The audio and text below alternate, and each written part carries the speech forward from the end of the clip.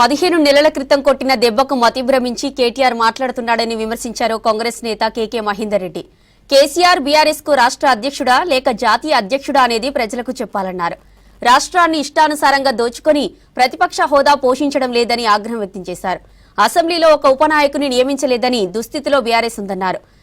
కేటీఆర్ మధ్య హరీష్ రావు మధ్య అధికారం కోసం తపన తప్ప చేసిందేమీ లేదన్నారు. రజతోత్సవ సభ తర్వాత హరీష్ రావు పార్టీ నుంచి బయటకు వెళ్లే అవకాశం ఉందనే ప్రచారం జరుగుతోందన్నారు కేకే మహేందర్ రెడ్డి. 15 నెలల క్రితం తెలంగాణ ప్రజలు కొట్టిన దెబ్బకు మతి భ్రమించి బీఆర్ఎస్ పార్టీకి ఇవాళ ఇంకా చిందర వందరగా అతలాకుతలంగా అసలు మతి భ్రమించి మాట్లాడుతున్నట్టుగా ఉన్నది. ఇవాళ అసలు వాళ్ళది టీఆర్ఎస్ పార్టీ బీఆర్ఎస్ పార్టీ అనే సంగతి వాళ్ళు మర్చిపోయినటువంటి విషయం.